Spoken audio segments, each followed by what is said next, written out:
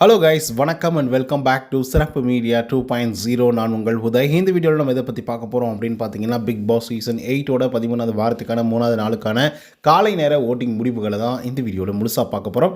So இந்த வீடியோக்கு போகிறதுக்கு முன்னாடி நம்மளோட சேனலை சப்ஸ்கிரைப் பண்ணாதாங்க சப்ஸ்கிரைப் பண்ணிச்சுக்கோங்க. பக்கத்தில் ஒரு பெல்லைக்கான இருக்கும், அதையும் ப்ரெஸ் பண்ணி ஹாலில் போட்டுக்கோங்க. அப்போ தான் நாங்கள் அப்டேட் பண்ணுற ஒவ்வொரு ஸ்மால் நோட்டிஃபிகேஷன் அது சேரும். அதுதாண்டி இந்த வீடியோ குறைஞ்சபட்சம் ஒரு 1000 லைக்கான எதிர்பார்க்குறோம். ஸோ லைக்கை போடுங்க, வீடியோ பாருங்கள்.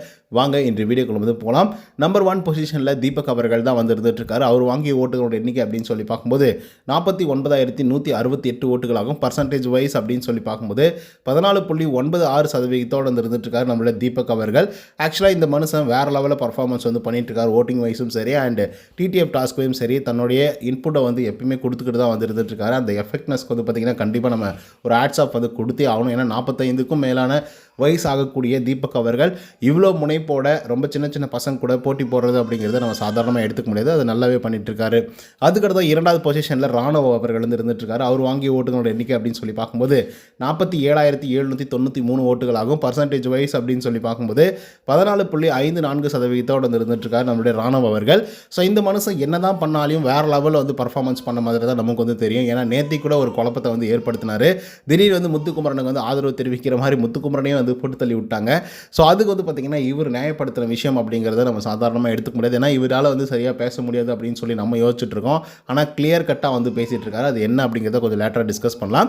3வது பொசிஷனில் ஜாக்லின் அவங்க வாங்கிய ஓட்டுகளோட எண்ணிக்கை அப்படின்னு சொல்லி பார்க்கும்போது 44,863 ஓட்டுகளாகும். பர்சன்டேஜ் வைஸ் அப்படின்னு சொல்லி பார்க்கும்போது 13.65% இருந்துட்டு இருக்காங்க நம்மளுடைய ஜாக்லின் அவர்கள். இந்த வாரத்தோட தொடக்கத்தில் நம்பர் 1 பொசிஷனில் இருந்த ஜாக்லின் இப்போ படிப்படியாக குறைஞ்சி 3வது பொசிஷனுக்கு வந்து வந்திருக்காங்க. அண்ட் ஓட்டிங்ஸ்லேயும் பெருசாக எந்த மாற்றமும் வரவே இல்லை. எப்படி ஒரு 6 மணி நேரத்துக்கு ஒரு தடவை வந்து ஒரு ஓட்டிங்ஸை வந்து வாங்குவாங்களோ அதே அளவு தான் வந்து பார்த்திங்கன்னா தொடர்ந்து வந்து வாங்கிட்டு இருக்காங்க. பெருசாக வந்து பூஸ்ட் அப் எல்லாம் ஆகவே கிடையாது. அதுக்கடுத்து 4th பொசிஷனில் விஜய் விஷால் அவர்கள் வந்து இருந்துட்டு இருக்காரு. அவர் வாங்கிய ஓட்டுகளோட எண்ணிக்கை அப்படின்னு சொல்லி பார்க்கும்போது 11.95% இருந்துட்டு இருக்காரு நம்மளுடைய விஜய் விஷால் அவர்கள். ஸோ இவர் வந்து இந்த வாரத்தோட தொடக்கத்துலேருந்தே கொஞ்சம் மேலும் கீழும் அப்படின்னு சொல்லி போயிட்டு இருந்தார். சொல்லப்போனால் நேற்றுக்கு நைட்டு இரவு நேர முடிவின் போது கூட 6வது பொசிஷன் வந்து இருந்தார். பட் இப்போ வந்து பார்த்திங்க அப்படின்னா 4th பொசிஷனுக்கு வந்து தள்ளப்பட்டிருக்காரு. ஸோ ஒரு பெரிய அளவில் மாற்றம் ஓட்டிங்ஸில் வந்து நிகழ்ந்திருக்கு அப்படிங்கிறதுல மாற்றுக்கிறதுல. ஸோ இப்படியே போச்சு அப்படின்னா விஜய் விஷால் அவர்கள் இந்த வாரமும் எவிக்ட் ஆக போகிறதில்ல. அப்போ அந்த பலியாடு யார் அப்படிங்கிறத நீங்களே புரிஞ்சுக்கோங்க.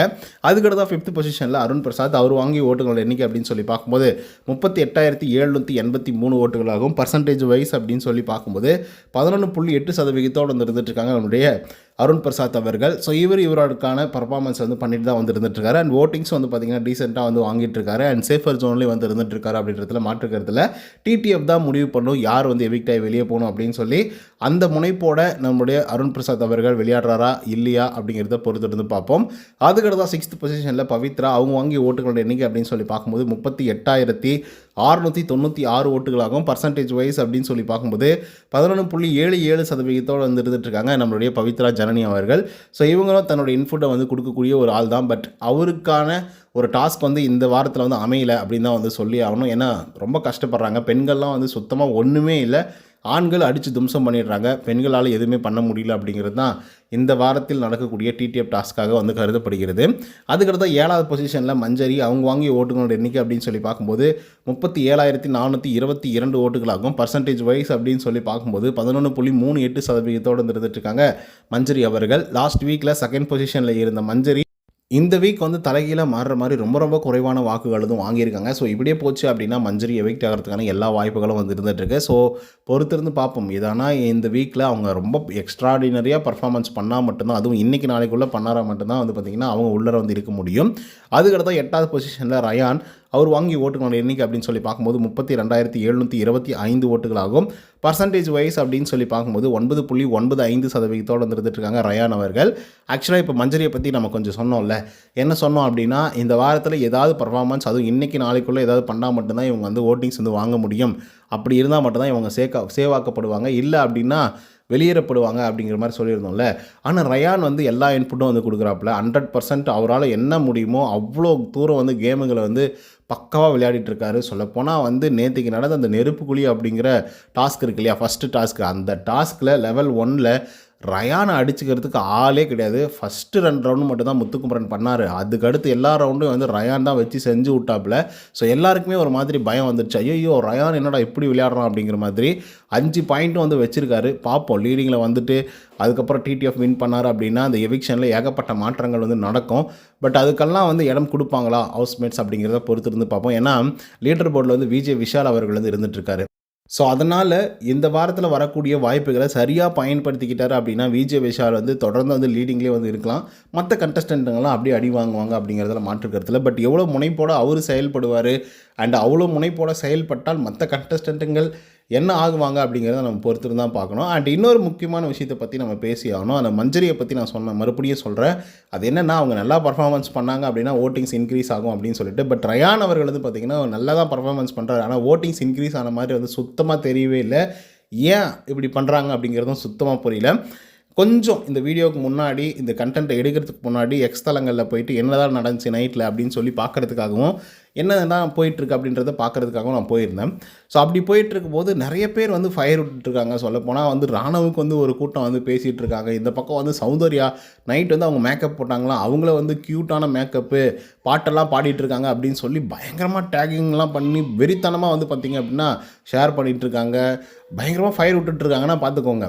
பட் ரயான்னு அவ்வளோ தூரம் வந்து கேமை சரியாக விளையாடினாப்புல 6 பேர்கிட்ட ஒவ்வொருத்தரையும் வந்து எவிக்ட் பண்ணி ஒவ்வொரு வாரமும் அனுப்பிச்சிட்டே வந்து இருந்தாப்புல.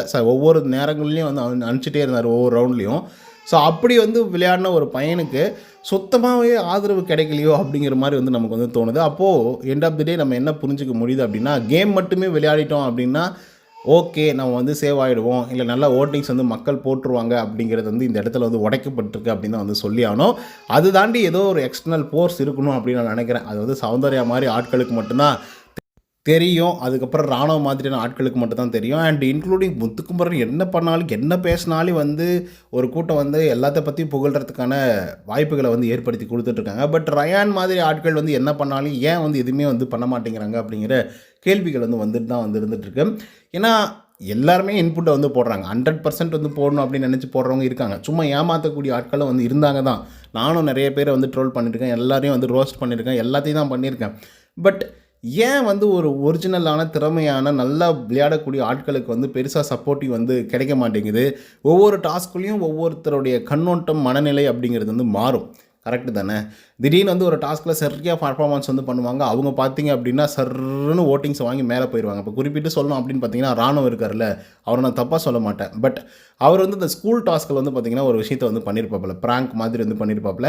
எல்லாரும் ஒரு மாதிரி வந்து பண்ணிட்டு இருக்கும்போது இந்த மனசு வேறு மாதிரி ஒரு விஷயத்தை வந்து பண்ணியிருப்பாப்பில். ஸோ அப்படி பண்ணதுக்கப்புறம் அந்த ஒரே ஒரு வீக்கில் டக்குன்னு 8வது பொசிஷனில் இருந்த ராணுவ் பட்டுன்னு மேலே வந்து 2வது பொசிஷனில் வந்து முடித்தார் அந்த வாரத்தில். ஸோ அப்படி வந்து கரெக்டாக பார்த்து ஓட்டு போட்ட மக்கள் இப்போ ஏன் வந்து சுத்தமாக ஆதரவு அப்படிங்கிறது வந்து குறைஞ்சி போச்சு, கன்சிடரேஷன் அப்படிங்கிறது ரொம்ப குறைஞ்சி போச்சு அப்படிங்கிறதுல மாற்று கருத்தே இல்லை. ஏன்னா ஓட்டிங் முடிவுகளை பார்க்கும்போதே வந்து தெரியுது. இல்லை மக்கள்லாம் வந்து என்ன யோசிக்கிறாங்க அப்படின்னா, நான் வந்து இவங்களுக்கு தான்ப்பா சப்போர்ட் பண்ணுவேன், அது மட்டும் இல்லாமல் சீசனே முடிய போகுது, இதுக்கப்புறம் நான் ஓட்டிங்ஸ் வந்து ஸ்ப்ளிட் பண்ண விரும்பலை, யார்னாலையும் அடிச்சுக்கோங்க, யாருனாலையும் பிடிச்சிக்கோங்க, அதை பற்றி எனக்கு கவலையே கிடையாது, என் தலைவனுக்கு தான் நான் ஓட்டிங்ஸை போடுவேன், என் தலைவிக்கு தான் நான் ஓட்டிங்ஸை போடுவேன் அப்படின்னு சொல்லி வெயிட் பண்ணி பொறுமையாக நிதானமாக வந்து இருக்காங்களா அப்படிங்கிறது சுத்தமாக புரியல. அதுக்கு வந்து மக்களாகி நீங்கள் தான் வந்து பார்த்திங்கன்னா ஆன்சர் சொல்லணும்.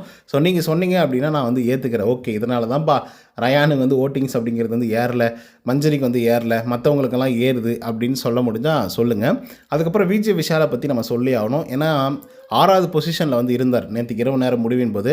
ஸோ ஒரே ஒரு நைட் மட்டும்தான், ஓவர் நைட்டில் வந்து பார்த்திங்க அப்படின்னா டக்குன்னு மேலே ஏறி 4th பொசிஷனுக்கு வந்து போயிருக்காப்புல. ஒரு பெரிய டிஃப்ரென்ஸும் வந்து பார்த்திங்கன்னா இருந்துகிட்ருக்கு. ஏன்னா விஜய் விஷால் வந்து 4th 5th பொசிஷனில் வந்து அருண் பிரசாத் வந்து இருந்துகிட்ருக்காரு. ஸோ விஜய் விஷாலுக்கும் அருண் பிரசாத்துக்கும் இடையேயான ஓட்டிங் வித்தியாசம் அப்படின்னு சொல்லி பார்க்கும்போது கிட்டத்தட்ட ஒரு 600 வாக்குகள் வந்து வித்தியாசம் வந்து இருந்துகிட்ருக்கு. ஸோ அதை வந்து பீட் பண்ணி அருண் பிரசாத் வந்து விஜய் விஷால் அவர்களுக்கு கீழே அனுப்ப மாட்டாரா அப்படிங்கிறத பொறுத்திருந்து பார்ப்போம். அண்ட் டேஞ்சர் ஜோனில் பவித்ரா வரதுக்கான எல்லா வாய்ப்புகளும் வந்து இருந்துகிட்ருக்கு. ஏன்னா பவித்ரா 4வது பொசிஷனில் வந்து இருந்தாங்க, கொஞ்சம் சேஃபர் ஜோனில் வந்து இருந்தாங்க. ஓகேப்பா பவித்ரா பரவாயில்ல, எப்பவுமே 4வது பொசிஷன் 5வது பொசிஷன் தான் பிடிப்பாங்க அப்படின்னு சொல்லி நேற்றுக்கு கூட வந்து சொல்லிட்டு இருந்தேன், நேற்றுக்கு வீடியோவில். ஸோ அப்படி சொல்லிட்டு இருந்து இந்த வீடியோ வந்து மேக் பண்ணும்போது நல்லா கிளியராக வந்து புரியுது பவித்ராவுக்கும் சப்போர்ட் அப்படிங்கிறது ரொம்ப குறைய ஆரம்பிச்சிருச்சு அப்படின்னு சொல்லி. ஏன்னா அவங்க வந்து இப்போதைக்கு வந்து 6வது பொசிஷன் வந்து இருக்காங்க. எப்போ வேணாலும் அவங்க மறுபடியும் கீழே வந்து 7வது பொசிஷனுக்கு வந்து வரலாம். இல்லை ரயான் அவர்கள் வந்து டிடிஎஃப் வந்து வின் பண்ணுறாரு அப்படின்னா மஞ்சரி அண்ட் பவித்ரா இவங்க 2 பேரும் போகிறதுக்கான வாய்ப்புகள் இருக்குது. அதை நம்ம பொறுத்து தான் பார்க்கணும். ஸோ ஓகே கைஸ், இதில் நிறைய விஷயங்களை வந்து டிஸ்கஸ் பண்ணியிருப்போம். ஸோ இந்த வீடியோ உங்களுக்கு வந்து பிடிச்சிருந்தா, அதே மாதிரி பிக் பாஸ் வீட்டுக்குள்ளே நடக்கக்கூடிய விஷயங்கள்லாம் வந்து உடனுக்குடனே நீங்கள் தெரிஞ்சுக்கணும் அப்படின்னு நினச்சிங்கன்னா நம்மளுடைய சேனலை சப்ஸ்கிரைப் பண்ணிக்கோங்க. நன்றி, வணக்கம்.